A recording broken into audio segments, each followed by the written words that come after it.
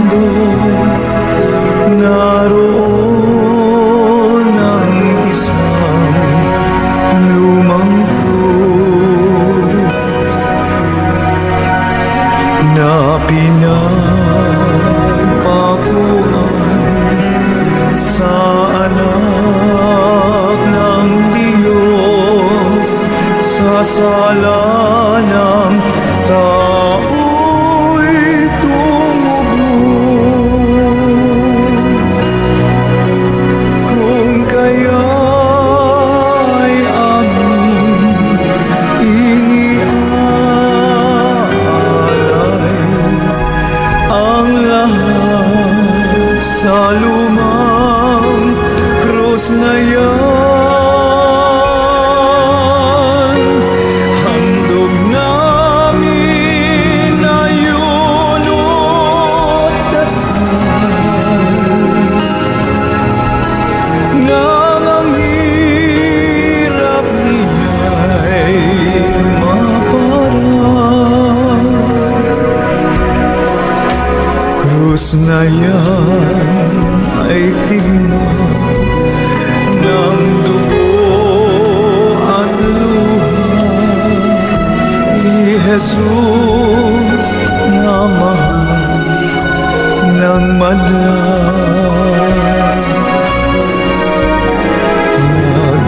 Nagtiis ng hirap, namatay ng pusa ng sala natin mawala.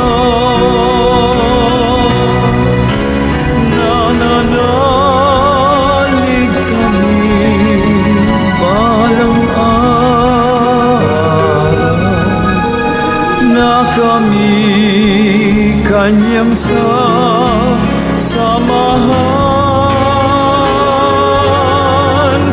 sa langit ng ligaya at buhay. Tahanan ng tapat at banal. Krus na yan ay tignan ng dugo at luha ni Jesus na mahal ng madlang. Nagtiis ng hirap,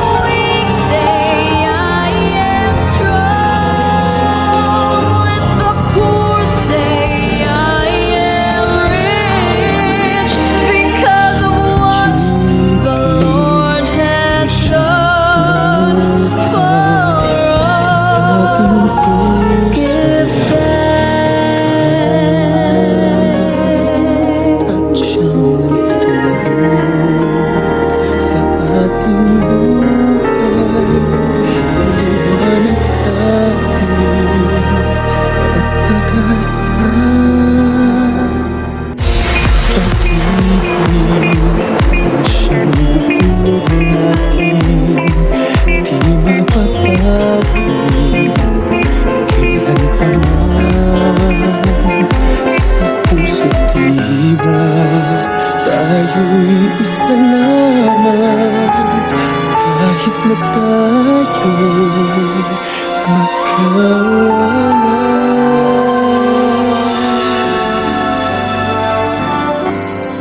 Pagkat ang Diyos natin, Diyos ng pag-ibig.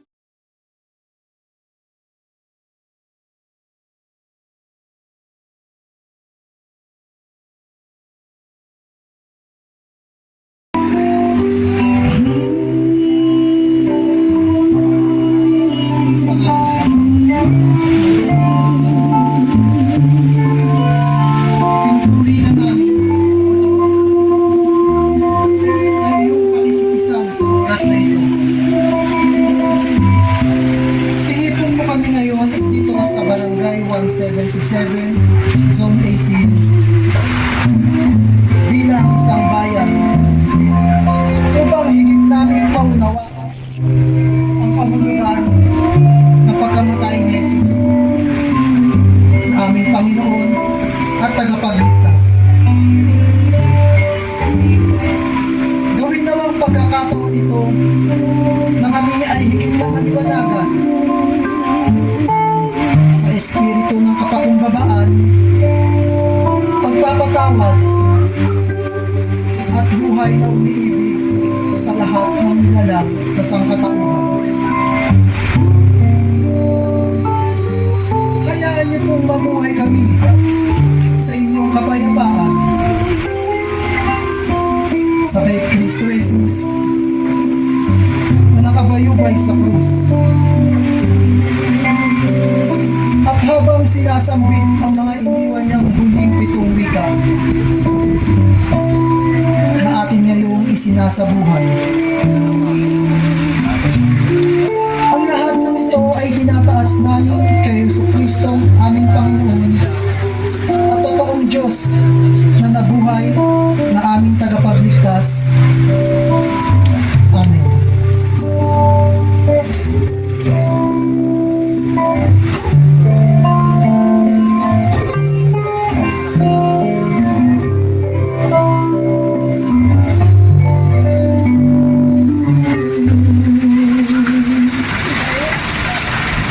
Ama namin, Espiritu Santo,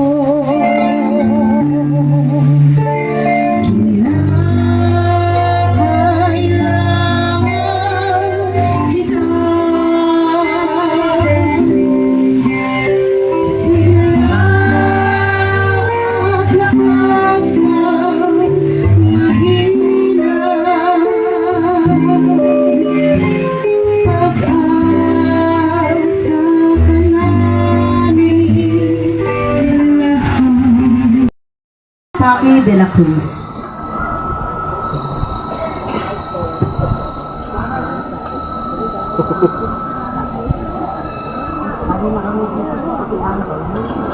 Hirap umakit ng sadya. Oo, nakakatakot. Kaya nga kanina, anak pa, ako pa. Whites. Isang magandang tanghali po. Isang napakainit at tanghali po sa inyong lahat. Ito malamig niya eh. Pakan ko lang. Pakan ko lang yung halimbawa ni Sister Christy. Kung Sister Christy, napanaginipan niya yung talk na, alam niyo ba ang pinapangarap ko kung ako'y nasa ibang bansa, na minsan sana Magpahayag. pagsalita rin ako sa ganitong gawain. Kaya na. Kaya umuwi ka. Sana maranasan ko rin ito dahil po sa aking pinanggalingan, ang mahal na araw o Biyernes Santo ay parang ordinaryong araw lamang.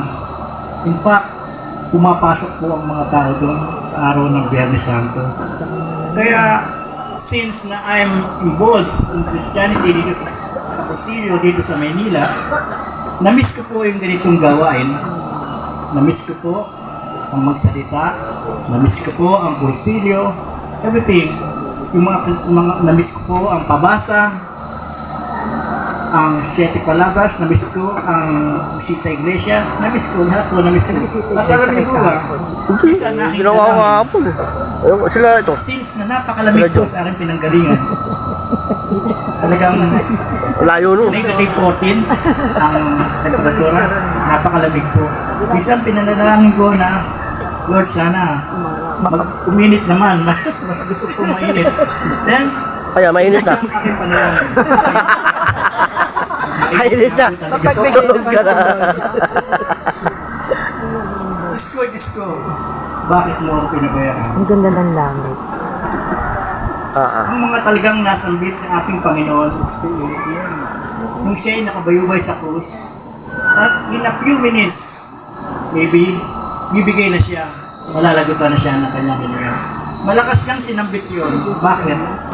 Bakit niya nasambit yun? Hindi niya ni-expect na ganun kahirap ang daranasan niya. Although alam niya, sinasabi niya sa kanyang mga alagad, ako'y magbabata sa hirap.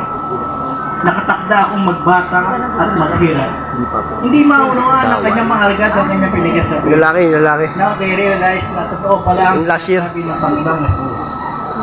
Bakit mo ako pinabayaan? Maybe hindi. Sinasabi niya pinabayaan siya ng ating Ama.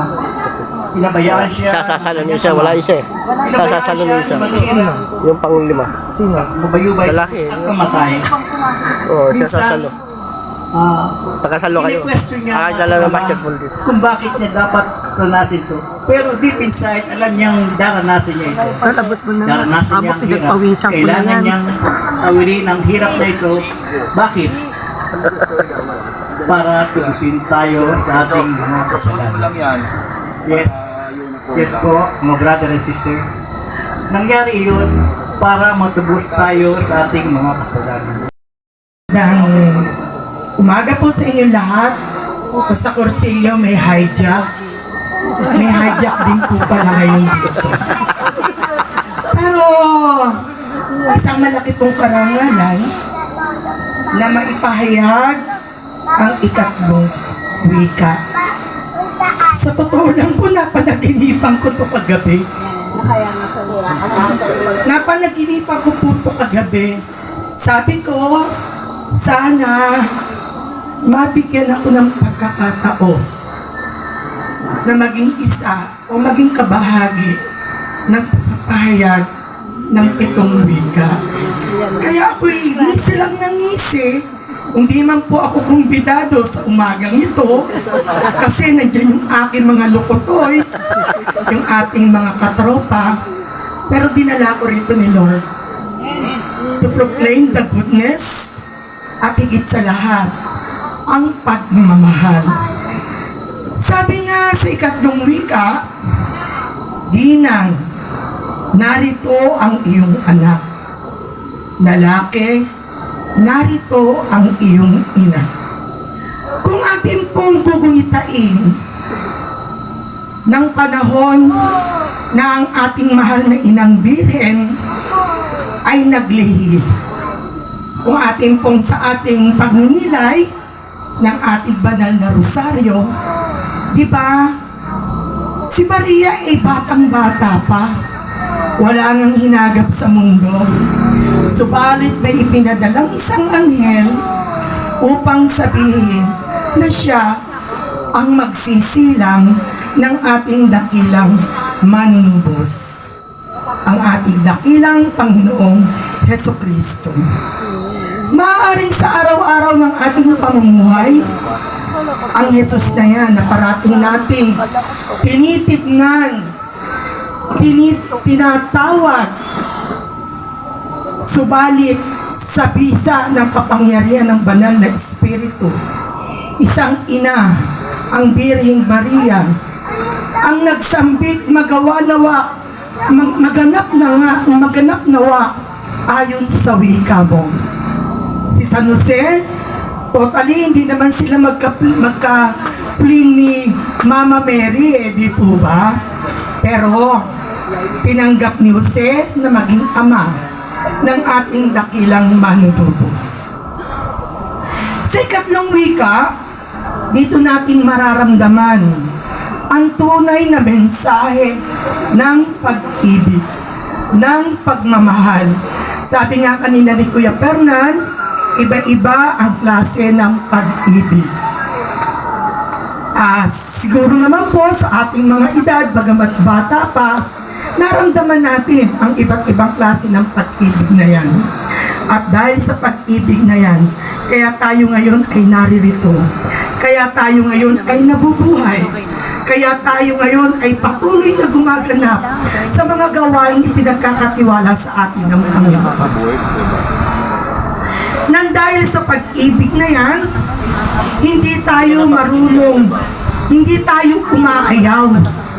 Bagkus, niyayakap natin ng buong puso, ng buong isip sa ating pamilya, sa ating kapwa, at higit para sa ating Panginoong Diyos. Nakakatuwa kasi po, natutuwa ako, kung bubuksan niyo po ang aking puso, nag-uumapaw sa galak. Bakit po kamo? Isang ina na nagpakilala na dumating, kaya tayo ay naligtas nang dahil sa ating Panginoong Hesus Kristo. Sa pagbabahagi po ng aking buhay, nakakatuwa din kasi significant dahil sa kasalukuyan po, ako po ay Barangay Bausides Officer. Alam niyo po ba yon? Yes, no? Dahil sa batas ng RA 9262, ako po ngayon ang nakaupo sa aming barangay. Ibig sabihin, ang batas na yan ay talagang ipinatupad, isinagawa, at aking pagmamalaki na aktibo po yung ginagampanan ng aming Bausides officers ng City of Dasmariñas dahil kami po ay may federasyon. Dahil sa ating kasarian, tayo daw po ay mga babae na mahihina. No? Pero nais ko rin ipalam sa inyo na meron na rin batas naman. Pagdating na minamaltrato rin sila ng babae doon sa ating mga kalalakihan. Samantalang salita po sa pagpapalaganap ng batas na yan at isa sa aking tungkulin sa aking barangay, samot-saring pong mga problema, hindi lamang po pagdating sa usapang karelasyon. Ang RA 92 po ay nasasakupan ng kasal o hindi kasal, live-in o dating ka-live-in, boyfriend o dating mag-boyfriend. Yan po ang kinakalooban ng batas ng 9262. Subalit mula po nung ako itinalaga noong 2016 bilang Bausides officer at sa kasalukuyan, marami po tayong problema na kinakaharap pagdating sa pamilya. Ganun na lamang ang pag-ibig ng Diyos na sa pamamagitan ng ating mahal na ina ay nagkaroon tayo ng Jesus na siyang tumubos ng ating mga kasalanan. Isang gampanin ng isang ina na mapalaki, bagamat sa ayaw at sa gusto ni Mama Mary, siya ang nagbigay buhay sa ating Panginoong Jesus. Sa pang-araw-araw na problema na dumarating sa aming barangay at maaaring sa inyo ring barangay, nakakalungkot na malaman kung minsan ang mga anak na pinalaki, inalagaan ng isang ina, pagdating ng katandaan, wala na dapat pang ibang maaasahan, kundi ang kanyang anak, ay natuturuan sila kung sino ang mag-aalaga ng kanilang nanay. Ibinigay ang lahat ng luho, pinag-aral, pinagtapos. Subalit sa pagdating ng kahinaan ng isang ina, nagtuturuan na sila. Subalit sa buhay ni Jesus, bagamat siya'y nakabayukay sa krus, ibinigay niya ang kanyang pagmamahal sa kanyang ina, na kung saan ipinili niya ang kanyang inang Biring Maria sa kanyang mga apostoles. Sana sa umagang ito sa pakikinig ng 7 wika na binanggit ng ating Panginoong Yesus. Hayaan nating tumatak sa ating mga isipan na ang tunay na pag-ibig at pagmamahal ay dulot ng isang ina. Isang ina na hindi nagbigay ng anumang alibay or hindi nagdabot ng kanyang panahon ng pagmamahal. Bagamat nakakalungkot din, marami sa atin ang naging ina na walang partner to be considered as a family. A family consists of a mother, a father, and the children. Sa makabagong buhay ng ating panahon na punong-puno ng modern gadgets, halos hindi na nagkakaroon ng panahon ang bawat pamilya, ang mga anak na magkaroon ng bonding. Diba? Makikita mo sa isang sala, si tatay nagdudot-dot ng cellphone. Si nanay na isang tabi nagdudot-dot ng cellphone. Ang 3 anak nagdudot-dot ng cellphone. Ate.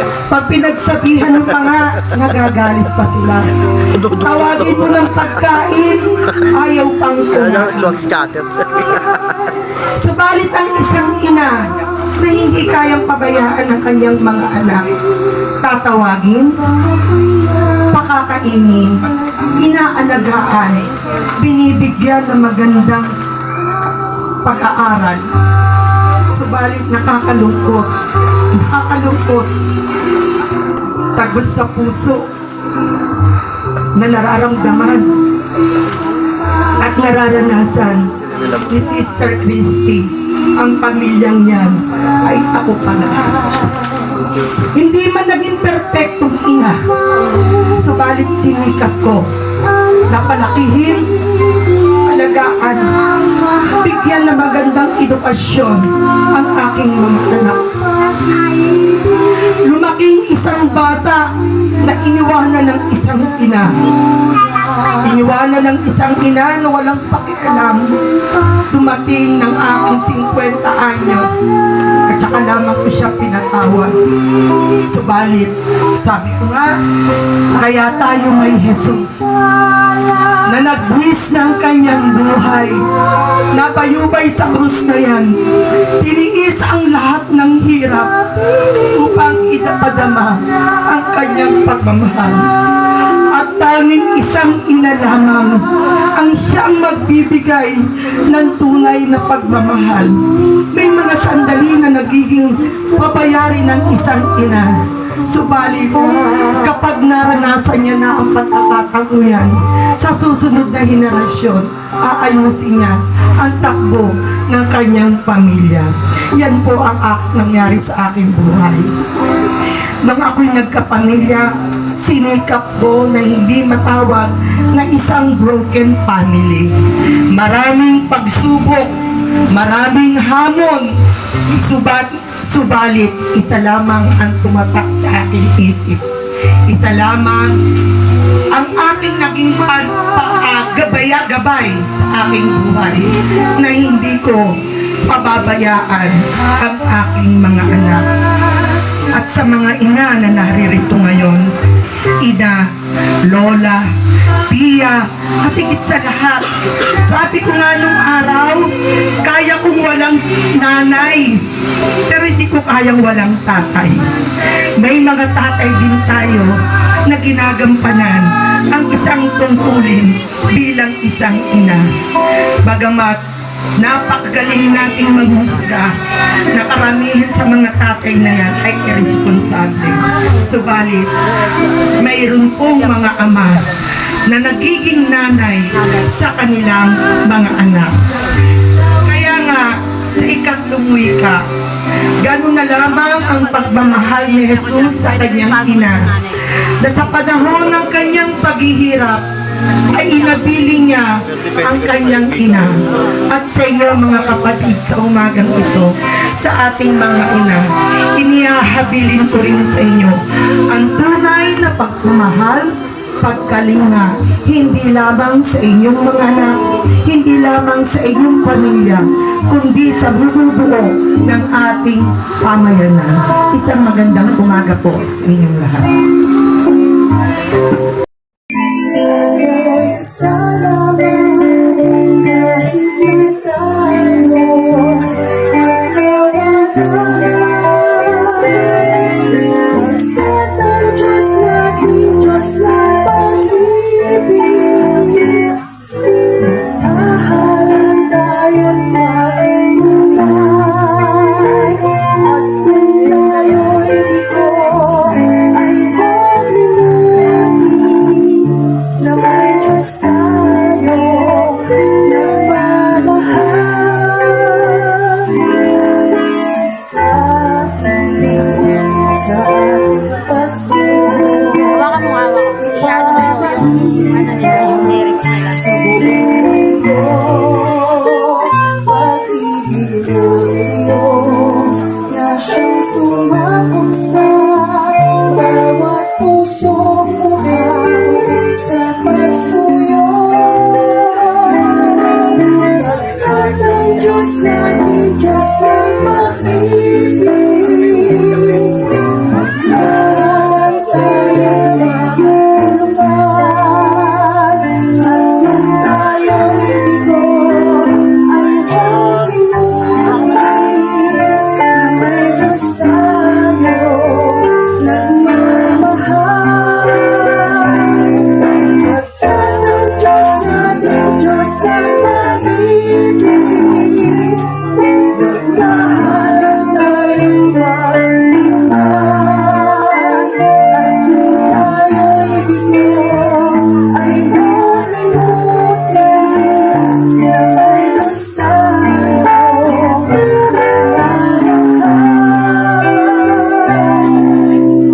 Diyos ay pag-ibig.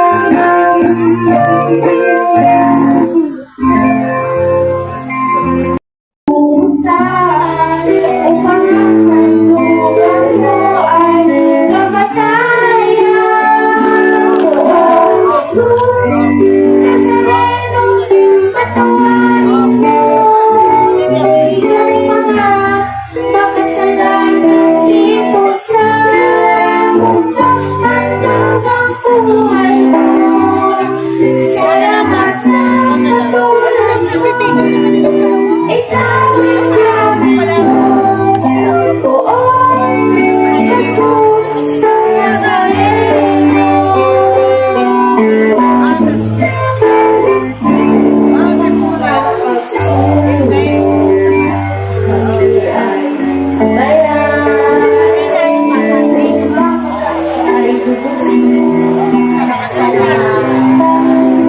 At sa Kalbaryo, krus ay pasan-pasan,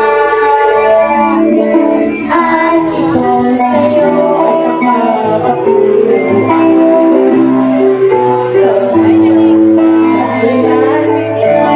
Ay parusan, pagkakalpungan mo ay kamatayan.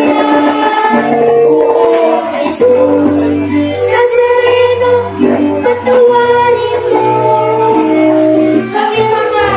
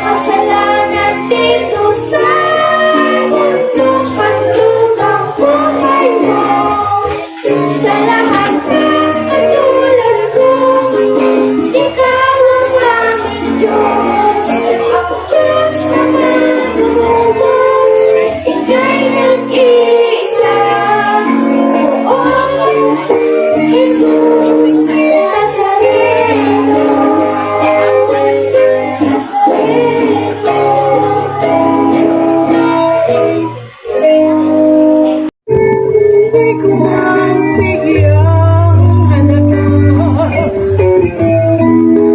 Ang buhay kong handog, ang buhay kong hirap sa Diyos. Di ako nagmamahal, sino ako?